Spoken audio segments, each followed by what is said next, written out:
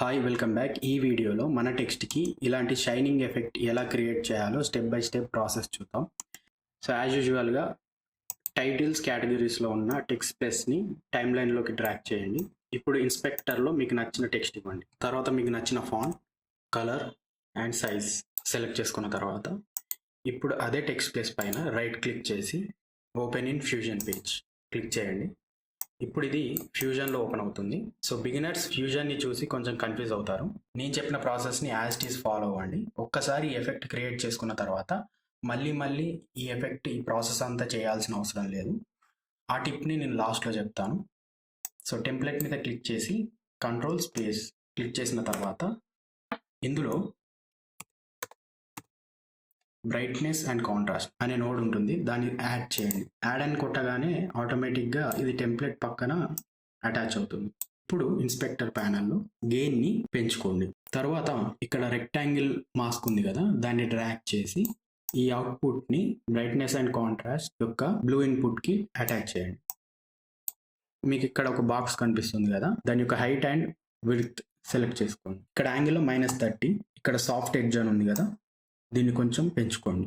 ఇప్పుడు ఆ షైన్ అనేది గ్లో అవ్వాలి కాబట్టి మళ్ళీ టెంప్లెట్ మీద క్లిక్ చేసి కంట్రోల్ స్పేస్ క్లిక్ చేసిన తర్వాత ఇక్కడ గ్లో అని టైప్ చేయండి. తర్వాత యాడ్ చేయగానే ఆటోమేటిక్గా టెంప్లెట్ పక్కన గ్లో అనే నోడ్ యాడ్ అవుతుంది. కంప్లీట్ టెక్స్ట్ మొత్తం షైన్ అవుతుంది. ఇక్కడ అలా కాకుండా ఉండాలంటే రెక్టాంగిల్ అవుట్పుట్ని తీసి మళ్ళీ బ్లూ కలర్ ఇన్పుట్కి అటాచ్ చేయండి. ఇప్పుడు కేవలం రెక్టాంగిల్ మాస్క్ మాత్రమే గ్లో అవుతుంది. ఇక్కడ మీకు కావాల్సినంత గ్లో పెంచుకోండి. ఈ గ్లోని యానిమేట్ చేయాలి. సో దానికోసం రెక్టాంగిల్ మాస్క్ నోడ్ మీద క్లిక్ చేసి ప్లే హెడ్ ని కంప్లీట్ 0కి పెట్టి ఇక్కడ సెంటర్ లో X యాక్సిస్ ని ఎస్ పైన పెట్టుకోండి. తర్వాత ఇక్కడ డైమండ్ ఐకాన్ ఉంది కదా, దాని మీద క్లిక్ చేస్తే మీకు కీ ఫ్రేమ్ అనేది యాక్టివేట్ అవుతుంది.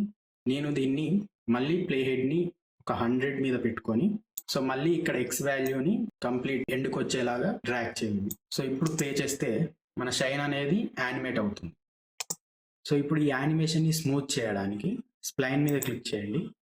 ఇక్కడ రెక్టాంగిల్కి క్లిక్ చేసి ఇక్కడ జూమ్ టు ఫిట్ అని ఉంది కదా, దాని మీద క్లిక్ చేయండి. మనకి ఇప్పుడు చూసారు కదా, ఈ యానిమేషన్ అనేది ఫ్లాట్గా ఉంది. ఇప్పుడు దీన్ని మొత్తాన్ని ఇలా సెలెక్ట్ చేసి కీబోర్డ్లో ఎస్ ప్రెస్ చేయండి. ఈ బెజియర్ హ్యాండిల్స్ని కొంచెం ఇలా బయటికి డ్రాగ్ చేసుకోండి.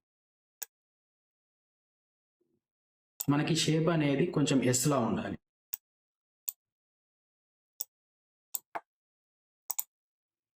ఇప్పుడు ప్లే చేస్తే